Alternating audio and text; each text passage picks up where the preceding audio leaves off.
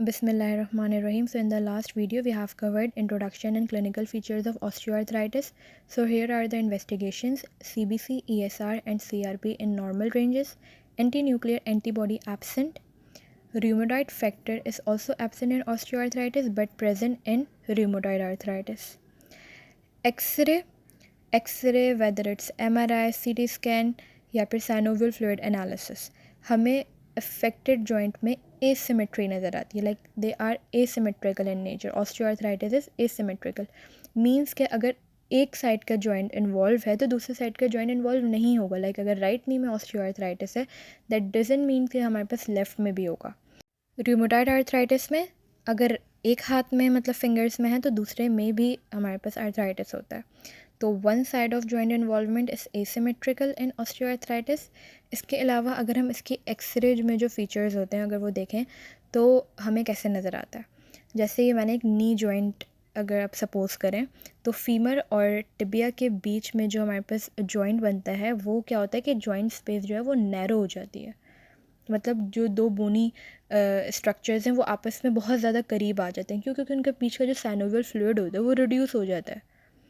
इसके साथ साथ हमारे पास क्या होता है कि जो बोनी एरिया होता है उसमें ना छोटे छोटे बोनी प्रोमिनेंसेस आ जाती हैं, बोनी आउटग्रोथ हो जाती हैं जिसको हम कहते हैं ऑस्टियोफाइट्स.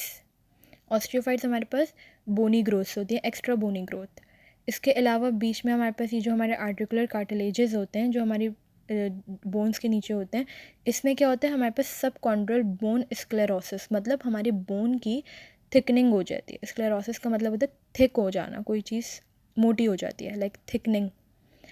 इसके साथ साथ हमारे पास मतलब कोई भी एनकाइलोसिस नहीं होता. मैंने कहा कि जॉइंट स्पेस नैरो होती है लेकिन बोन्स आपस में फ्यूज़ नहीं करती, तो इसका मतलब है fusion of bones does not occur. तो ये हमारे पास कुछ इसके इंपॉर्टेंट पॉइंट्स हैं एक्सरे के. और वी हैव ऑलरेडी डिस्कस कि हमारे पास जो आर्टिकुलर कार्टिलेजेस होते हैं लाइक हाइलिन कार्टिलेज, वो जो है बिल्कुल जो है उसकी इरोजन हो जाती है, मतलब वो बिल्कुल डिस्ट्रक्ट हो जाता है, डीजेनरेट कर जाता है. तो यहाँ पर जो आर्टिकुलर कार्टिलेजेस होते हैं वो उसमें भी हमारे पास क्या हो जाती है, डिस्ट्रक्शन हो जाती है, डीजेनरेशन हो जाती है.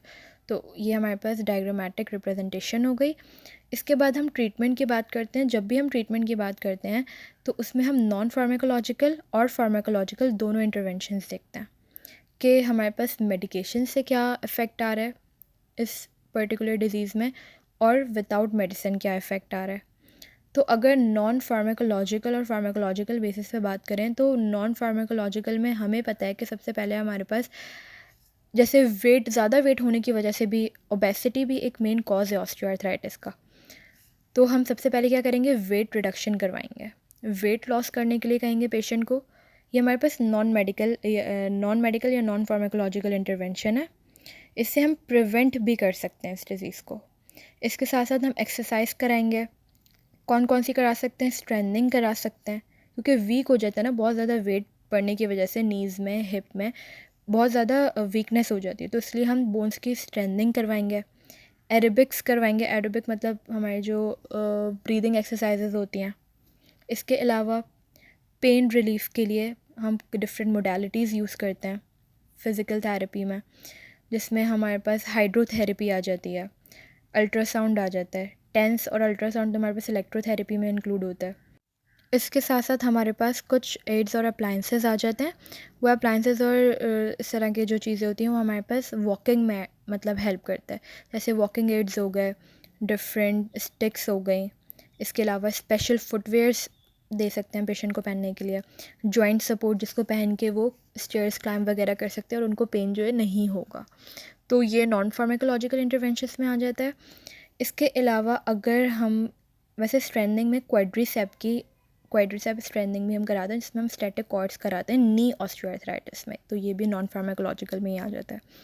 इसके साथ साथ हमारे पास जो फार्माकोलॉजिकल इंटरवेंशंस होती हैं उसमें हमारे पास क्या होता है कि सबसे पहले तो हम पेशेंट को देते हैं एनसेट्स. एनसेट्स हम ओरली भी दे सकते हैं और टॉपिकल लगाने के लिए भी दे सकते हैं उस पर्टिकुलर एरिया या उस पर्टिकुलर जॉइंट पर.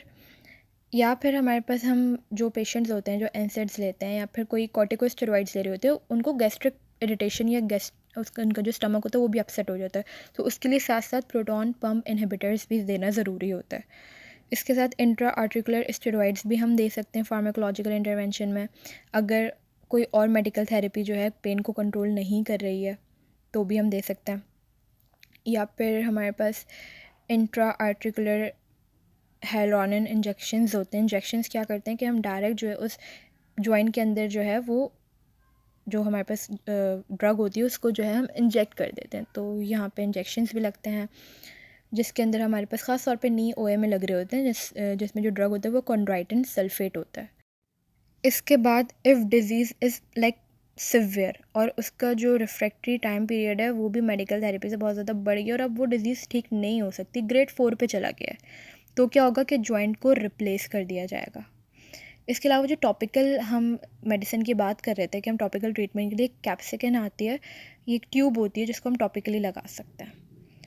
तो ये हमारे पास सारे फार्माकोलॉजिकल इंटरवेंशन में आ जाते हैं। और लास्टली हम जो है जॉइंट सप्लीमेंट्स देते हैं for the pain relief and weakness of the joint. So that's all about osteoarthritis. Thank you so much.